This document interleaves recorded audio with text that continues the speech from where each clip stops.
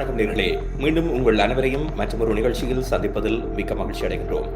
தனியே real estate மட்டுமல்லாமல் பல்வேறு உலக நடப்புகள் மற்றும் விஞ்ஞான தகவல்கள் என்று அத்தனையும் தருகின்ற இந்த தளத்தில் இன்று இப்பொழுது உலகில் ஒரு பேசுபொருளாக இருக்கின்ற இலான் மஸ்க் அவர்களுடைய புதிய திட்டம் மாஸ் திட்டம் பற்றி பேச இருக்கின்றோம்.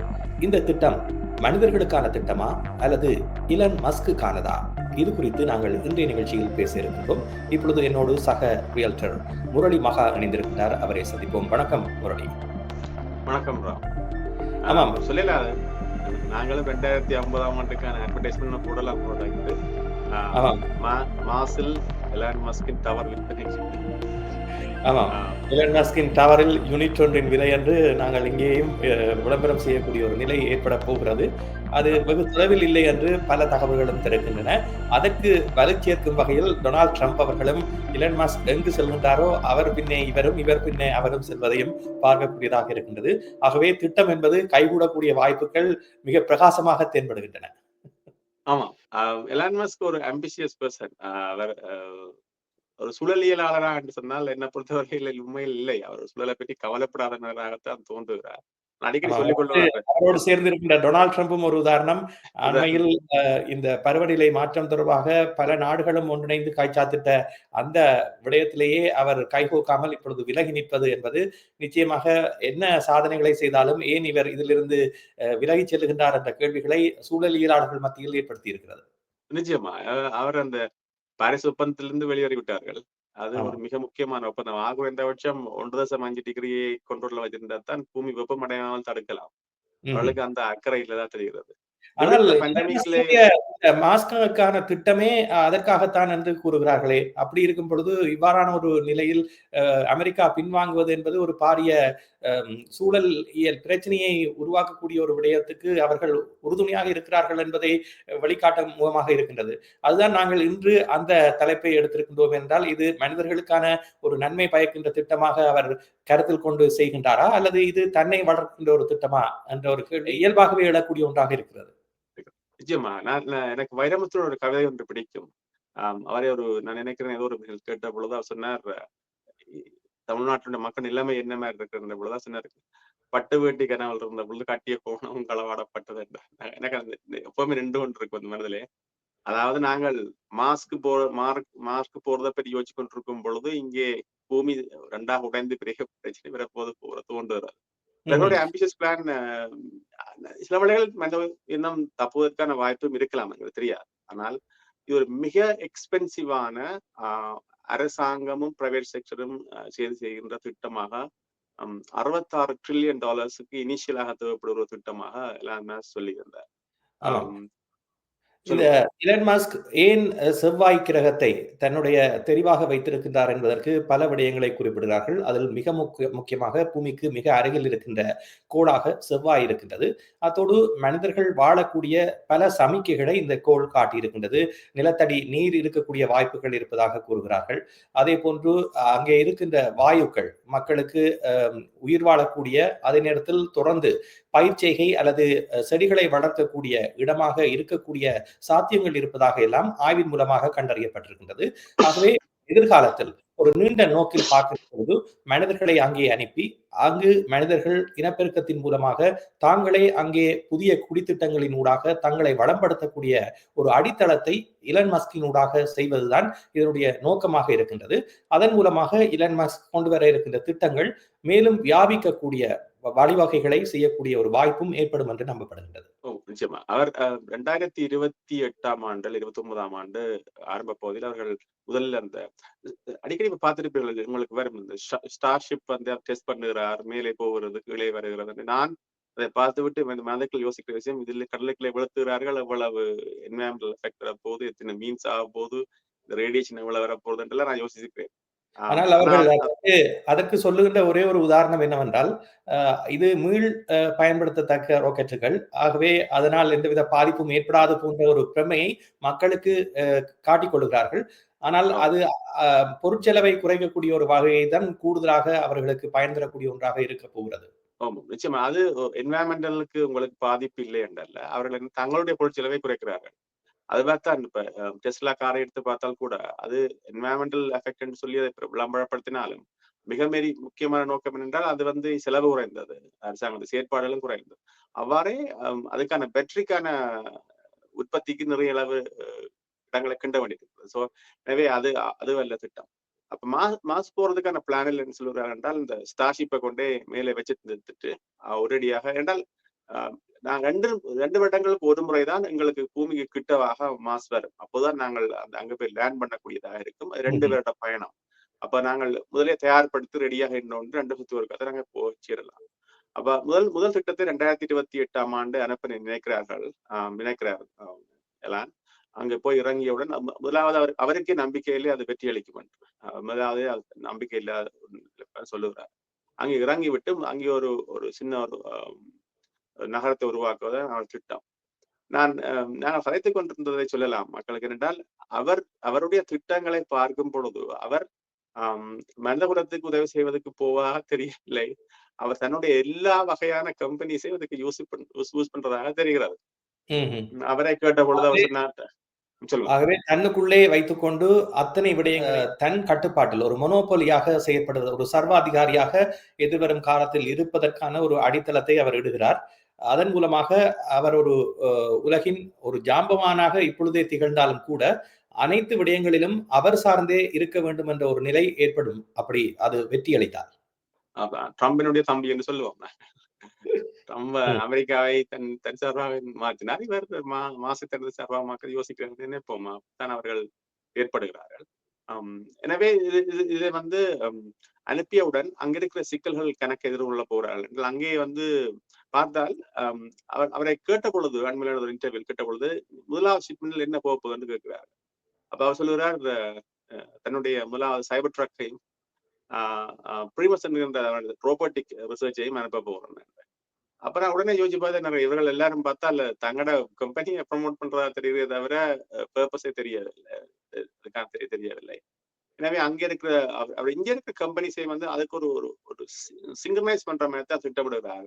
போரிங் கம்பெனி, அவர் வச்சிருக்கிற போரிங் கம்பெனியோ அல்லது அவருடைய ரோபோட்டிக் கம்பெனியா இருக்கிற ப்ரீமஸோ அல்லது இவர் டெஸ்லானுடைய சைபர் ட்ரக்கோ இதுகளைத்தான் அவர் திட்டமிடுகிறார். ஸோ அவருடைய நோக்கமெல்லாம் சில வேளைகளில் அங்கு பயன்படுத்தக்கூடிய ட்ரக்களை இங்கே உற்பத்தி செய்து கொண்டு போவதாக கூட இருக்கலாம்.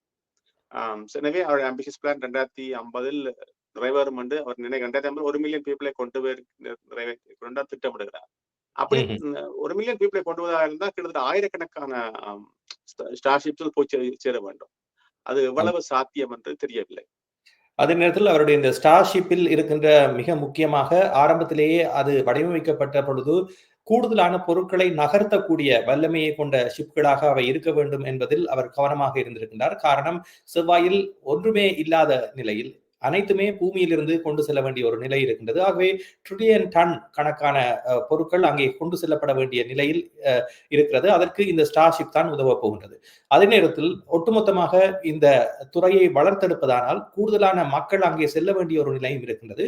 ஏனென்றால் கூடுதலான பயணக்காலம் இருக்கின்ற பொழுது கூடுதலானவர்கள் ஒரே தடவையில் அங்கே செல்லுகின்ற பொழுது அதனால் ஏற்படக்கூடிய லாபமும் அதிகமாக இருக்கும் என்று கருதுதான் நூற்றுக்கணக்கானவர்களை ஒரே தடவையில் நகர்த்தக்கூடிய வகையில் அவருடைய இந்த ஸ்டார்ஷிப் வடிவமைக்கப்பட்டிருக்கின்றது. அவருடைய திட்டங்கள் ஒரு கனவு திட்டமாக இருந்தாலும் அவை நனவாக்கும் பட்சத்தில் அது உலகிலேயே என்றுமே இல்லாத அளவுக்கு ஒரு புரட்சியை ஏற்படுத்தக்கூடிய வழிவகையை ஏற்படுத்த போகின்றது என்பது மறக்க முடியாத உண்மையாக இருக்கின்றது. ஆனால் உல்லாச பயணத்துறையாகட்டும் அல்லது மக்கள் தொடர்ந்து அங்கே வாழக்கூடிய நகரங்களை உருவாக்குவதாக இருக்கட்டும் அல்லது புதிய தொழில்நுட்பத்தில் சூரிய கலன்களை பயன்படுத்தி அங்கேயே மின் உற்பத்தி போன்ற எவ்வாறு இங்கே நாங்கள் சாதாரணமாக ஏசியோ அல்லது ஹீட்டரையோ குளிர்காலத்தில் பயன்படுத்துகின்றோமோ அதுபோன்று ஆக்சிஜன் தேவைகளுக்காக ஆக்சிஜனை உற்பத்தி செய்வதாகட்டும் அல்லது ஏனைய விடயங்களாகட்டும் இவ்வாறான அங்கே மனிதன் உயிர் வாழ்வதற்கு என்னென்ன விடயங்கள் தேவையோ அவற்றை அவருடைய நிறுவனத்தினூடாகவே செயற்படுத்துவதற்கான திட்டங்களை தான் வகுத்திருக்கின்றார். அதே நேரத்தில் இந்த ஓசோன் படலம் போன்ற ஒரு படலத்தை உருவாக்குவதற்கான முயற்சியையும் அவர் மேற்கொள்வதாக அறிவிக்கப்படுகிறது. நிச்சயமா அவர் நான் தொடர்ந்து வாட்சி ஒன்றை கவனித்தேன். நியூரோலிங்க் என்ற ஒரு புது கம்பெனியை துவங்கி இருக்கிறார். அந்த பர்பஸ் வந்து என்ன செய்யப்படுறாங்கன்னா எங்களோட மூளையிலுடைய நியூரோலஜி சம்பந்தமான தோலோடோ ஒரு ரோபோட்டிக் ஒரு சூப்பர் கம்ப்யூட்டரோட அதை கனெக்ட் பண்ண முயற்சிக்கிறார். அதுக்கு காரணம் சொல்ற காரணம் என்றால் தச்சலா இங்கேருந்து ஒன் வே கம்யூனிகேஷன் இங்கேருந்து ஹலோன்னு சொன்னால் மாசுக்கு போறது கிட்டத்தட்ட 20 மினிட்ஸ் செல்லுகிறது. அங்கேருந்து ஹலோ சொன்னா 20 மினிட்ஸ். ஒரு மனிதனுக்கான கம்யூனிகேஷன்ஸ் வந்து ஒரு 40 நிமிஷம் தான் 40 நிமிஷமாக தேவைப்படுகிறது. எனவே உடனே நாங்கள் ஹெல்ப் போக முடிய மாட்டோம். எனவே அங்க இருக்க ஒரு ஒரு சிஸ்டமேட்டிக்ஸ் தான் அங்க இருக்க மனிதர்களை காப்பாற்ற முடியும் என்றும் அதற்காக நியூரோலிங் ஒரு சிப்பை போட்டு மண்டையில் வைத்து தைத்து விட்டார். நாங்கள் பிரச்சனை வரும்போது அதுவே கண்டுபிடித்துக் கொள்ள முடியும் நினைக்கிறார். ஆமா. ஏற்கனவே எலிகளின் மூலமாக அந்த பரிசோதனை, பன்றிகளின் மூலமாக இடம்பெற்ற பரிசோதனைகள் வெற்றியளித்திருப்பதாக தெரிவிக்கப்படுகிறது. இது மருத்துவ உலகில் ஒரு புதிய புரட்சியை ஏற்படுத்தும் என்றும் தெரிவிக்கப்படுகிறது. பல நோய்களை குணமாக்குவதற்கு இந்த மனிதனில் சிப்பை பொருத்துகின்ற நடவடிக்கை மிகவும் சிறப்பானதாக இருக்கும் என்று நம்பப்படுகிறது. ஆகவே அவர் கை வைக்காத இடம் இல்லை என்று சொல்லக்கூடிய அளவுக்கு அவருடைய தொழில்நுட்ப அறிவை அவர் பயன்படுத்துகின்றார். இது வெற்றியளிக்கும் பட்சத்தில் நிச்சயமாக மனித குலம் என்றும் சந்திக்காத அளவுக்கு ஒரு நிலையை மனித குலத்துக்கு ஏற்படுத்த போகின்றது. அதே நேரத்தில் அவருடைய இந்த முயற்சிக்கு கிடைக்கின்ற பலனாக அவரை அசைக்க முடியாத ஒரு சக்தியாக உலகம் பார்க்கக்கூடிய காலமும் நெருங்கும். எங்களுக்கு இருக்கிற பிரச்சனை என்றால் மாசல் வந்து பெரிய பிரச்சனை வந்து அந்த ரேடியேஷன் கதிர்ப்புன்னு சொல்லுவாங்க. காலையில் பகல் நேரங்களில் கதிர்ப்பு குறைவாகும், இரவில் மிக அதிக அளவு கதிர்ப்பும் இருக்க போகிறது. எனவே அதை சமாளிப்பதற்கு அண்மையில் சொல்லியிருந்தார், நாங்கள் கீழே விண்டிக்குள்ள ஒரு சிட்டியை உருவாக்கி விடலாம். அப்பொழுதுதான் கிளிக் பண்ணி போரிங் கம்பெனி யூஸ் பண்ண போறாரு. அவர் அப்படித்தான். அதே போல அங்கே மிகவும் குளிர் நிறைந்த ஒரு காலம் நிலவும், அதாவது 0-62 பாகை செல்சியஸாக வெப்பநிலை இருக்கக்கூடிய வாய்ப்பு இருக்கிறது.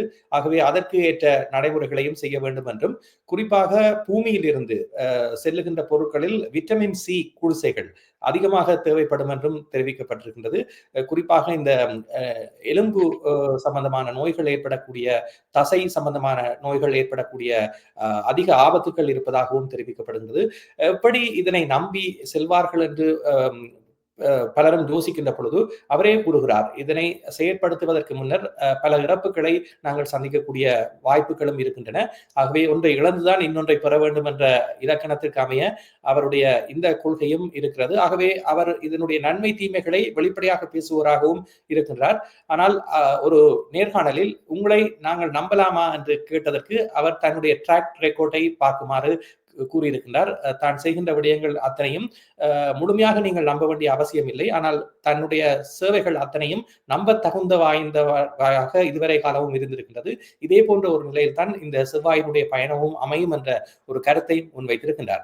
அவர் ஒரு வியாபாரி. ஆகவே பலர் நாங்கள் இந்த ட்ராக் ரெக்கார்ட் என்ற வார்த்தையை ரியல் எஸ்டேட்டிலும் பயன்படுத்துவோம், அதே போன்று பல இடங்களிலும் மார்க்கெட்டிங்கில் கூட அதனை பயன்படுத்துவார்கள். ஆகவே அதனை அவர் வெளிப்படையாக கூறியிருக்கின்றார். ஆகவே இதில் நம்பகத்தன்மை என்றதும் ஒரு முக்கிய விடயமாக இருக்கின்றது. ஏனென்றால் இவர்கள் செய்வது ஒரு சக்சஸ்ஃபுல்லாக வருமா என்ற கேள்வியை மக்கள் கேட்கின்ற பொழுது, ஏற்கனவே அவருடைய விடயங்கள் ஒரு சக்சஸாக உலகுக்கு தெரிகின்ற நிலையில் இதற்கு அளிக்கக்கூடிய ஆதரவு என்பது கூடுதலாக இருக்கின்றது என்பது மறக்க முடியாத உண்மை.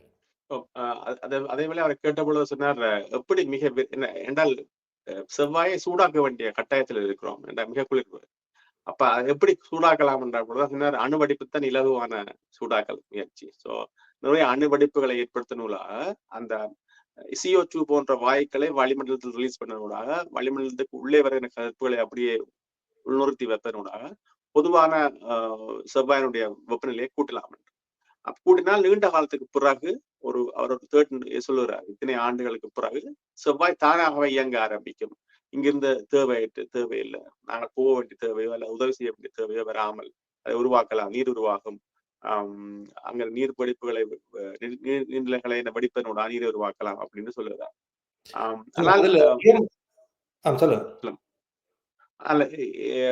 பூமிக்கு நடந்த மாதிரி செவ்வாய்க்கு நடக்காது. பூமி ஒரு நீண்ட காலமாக மழைப்பொழிவை சந்தித்தது வரலாற்றில். மில்லியன் ஆண்டுகளுக்கு முன்னம் ஒரு கடல் சென்ற கற்களினூடாக ஒரு பாறைகளினூடாக மிக நீண்டளவு வருடக்கணங்களாக மழை பெய்து கொண்டிருந்தது. அதன் விளைவாகத்தான் பூமி மிக வெப்பத்தை தணிந்து ஒரு சஸ்டைனபிள் கிரவுண்டுக்கு வந்ததுன்னு சொல்லுவாங்க. அதான் வரலாற்றில் இருக்கிற தியரி. அது யாருமே ப்ரூவ் பண்ணவில்லை, தியரி. அப்படி ஒரு நிலைமை செவ்வாய்க்கு வரப்போகுது. செவ்வாய்க்கு நாங்கள் மனிதர்களாகத்தான் அதை நாங்கள் உருவாக்க வேண்டிய தேவைக்கு இருக்கிறோம். ஆனா செவ்வாய் பூமியோட மிகப்பெரிய கிரகம். ஸ்லோவாக சுத்தும். 2 வருடங்கள் சொன்னேன் சூரியனை சுத்தி வர்றது. எனவே எவ்வளவு சாத்தியம் என்று பார்ப்போம். இவர் திட்டங்களை வைத்திருக்கிறார். எவ்வளவு சக்சஸ்ஃபுல்லா அவருடைய அம்பிஷியஸ் பிளான் உண்மையிலேயே ஒரு பிரமிக்கத்தக்கதுதான். ஆமாம், நீங்கள் சொன்னது போன்று சைபர் ட்ரக்கும் ஒரு ரோபோவும் முதலில் செல்ல போவதாக அறிவிக்கப்பட்டிருக்கின்ற நிலையில் இந்த ரோபோவினால் செய்யக்கூடிய எதிர்கால திட்டங்கள் என்று பார்க்கின்ற பொழுது அவருடைய எண்ணம் மிகச் சிறப்பானதாக இருக்கின்றது. காரணம், இந்த விவசாயத்துறையை ரோபோக்களின் கைகளில் ஒப்படைக்கின்ற பொழுது யாருமே இல்லாத நிலையில் அந்த ரோபோக்கள் அங்கே இருக்கின்ற விவசாயத்துறையை கவனித்து அங்கே ஒரு பசுமை புரட்சியை ஏற்படுத்தக்கூடிய வாய்ப்புகள் பிரகாசமாக இருப்பதாகவும் தெரிவிக்கப்படுகிறது. ஆகவே மனிதர்களுடைய உதவி இல்லாமல் ரோபோக்களின் ஊடாக இந்த விவசாயம் என்பது சாத்தியமாகின்ற பொழுது செல்வ செழிப்பு மிக்க ஒரு நகரமாக செவ்வாயும் திகழக்கூடிய வாய்ப்பு இருக்கின்றது. இப்பொழுது டொரண்டோவில் எவ்வாறு ஒரு கொண்டோவை வாங்குவதோ அல்லது வீட்டை வாங்குவதோ பலருக்கு ஒரு பகல் கனவாக இருக்கின்றது போன்று செவ்வாயிலும் மக்கள் குடியேறுகின்ற பொழுது அங்கும் வீடுகளுக்கு தட்டுப்பாடு ஏற்படக்கூடிய வாய்ப்புகள் இருக்கின்றன. அதே போன்று பல விளம்பரங்களையும் நீங்கள் எதிர்காலத்தில் குறிப்பாக ஒரு 2070 2080 ஆண்டு கால பகுதிக்கு நாங்கள் சென்றால் அங்கே இருக்கின்ற வீடுகளை வாங்குவதற்கான போட்டி நிலை என்பதும் உருவாகக்கூடியதாக இருக்கும். இவ்வாறுதான் ஒரு நகரம் என்பது கட்டமைக்கப்படுகின்றது என்பதற்கு ஒரு உதாரணமாக ஆரம்பத்தில் ஆதி காலத்தில் மனிதர்கள் எவ்வாறு இருக்க இடமில்லாமல் அடிப்படை தேவைகளை பூர்த்தி செய்ய முடியாதவர்களாக இருந்தார்களோ அந்த நிலையில் இருந்து கடந்து சென்று மனித இனம் வளர்ச்சி பெற்று ஒரு அடிப்படை கட்டமைப்புகளை ஒரு இனம் தோன்றுகின்ற பொழுதே ஏற்படுத்தக்கூடிய ஒரு வாய்ப்பு என்பது செவ்வாயில் இருக்க போகிறது. அதற்கான அடித்தளத்தை இடப்போவர் இலன் மஸ்காக இருக்க போகிறார். அவரை நாங்கள் பாராட்ட வேண்டும். அவருக்கு உண்மையில பண வசதி நிறைய இருக்கிறது. அது உண்மையில எவ்வளவு ஆம்பிஷியஸ் பிளான் இருந்தாலும் பொருளாதார ரீதியாக நீங்கள் வலுவாக இல்லாத பொழுது திட்டமிட முடியாது.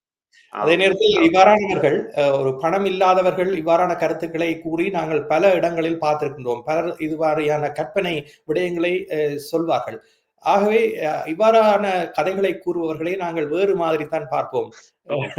ஆனால் இலன் மஸ்க் அந்த கதைகளை சொல்லுகின்ற பொழுது அதனை நம்புபவர்கள், அவரை பாராட்டுபவர்கள் உலகில் இருக்கிறார்கள். ஏனென்றால் அவர் செய்து காட்டக்கூடிய வல்லமையோடு இருக்கின்ற பொழுது ஒரு கருத்தை சொல்லுகின்ற பொழுது அதனுடைய பெறுமதி என்பது மிக அதிகமானது என்பதற்கு இலன் மஸ்கும் வரலாற்றில் ஒரு உதாரணமாக இருக்கிறார். முக்கியமா அவர் பணக்காரன் பேச்சு சபையில் ஈடுபட பண்றதுக்கு சிறந்த உதாரணம். பல பணக்காரர்கள் இவ்வாறான கருத்துக்களை சொல்லுகிறார்கள், சமூகத்தை சீர்திருத்த முயற்சிக்கின்றார்கள். அவ்வாறான கருத்துக்கள் நிச்சயமாக மக்கள் மத்தியில் ஈடுபடுகின்றது. ஆனால் உண்மையோட அக்கறையோடு சொல்லுகின்ற கருத்துக்கள் சில வேளைகளில் அது காற்றில் பறக்க விடுகின்ற கருத்துக்களாகவே மாறி இருப்பதையும் நாங்கள் யதார்த்த வாழ்க்கையில் பார்த்திருக்கின்றோம். நிச்சயமா. எனக்கு இன்னொரு பிடிக்கும். அதாவது இந்தியாவிலே ஒரு இயற்கை விவசாயம் செய்த அவரை பிடிக்கும். அவர் அடிக்கடி சொல்லுவார், ஒரு விவசாயம் என்றது locally consume locally produce locally consume சொல்லுவார் நம்மாழ்வார். ஏன்னு சொன்னால் அது அப்பொழுதுதான் அந்த பொருட்கள் பழுதடையாமல் நல்ல உணவை உண்ணுவோம். ஆனால் அது உலகத்துக்கு அது சாத்தியமே இல்லாமல் வந்து விட்டது. எல்லாம் சப்ளை செயினுக்கு போய்விட்டோம். நான் எல்லாருமே விவசாயங்களை துப்புரவு செய்கிறோம், கிளீன் பண்ணுகிறோம் எல்லாம் சொல்லி கொண்டு அண்மையில் பார்த்திருப்பீர்கள், நிறைய முட்டைகள் ரீகால் பண்ணியிருக்கிறார்கள், நிறைய லெட்டஸ் டொமேட்டோஸ் ரீகால் பண்ணியிருக்கிறார்கள். ஏனென்றால் அது லோக்கலி ப்ரொடியூஸ் பண்ணவில்லை. தூரத்திலிருந்து வருகிற பொழுது நிறைய பாக்டீரியாக்கள் உருவாக்கி விடுகிறார்கள். எனவே அது லோக்கலி ப்ரொடியூஸ் லோக்கலி கன்சியூம் கனவாக மாற போகிறது. இனி நாங்கள் லோக்கலி ப்ரொடியூஸ் பண்ணி போட்டு செவ்வாய்க்கு அனுப்ப போகிறோம். அது செவ்வாயில் கன்சியூம் பண்ண போகிறார்கள். இதுதான் வாழ்வியல் அர்த்தம். ஆகவே பொறுத்திருந்து பார்ப்போம். இன்னும் பல விடயங்களை நாங்கள் இந்த நிகழ்ச்சியின் வாயிலாக கூறலாம். ஆனால் நேரம் போதாமையினால் இத்தோடு நாங்கள் இந்த பகுதியின் நிறைவுக்கு வருகின்றோம்.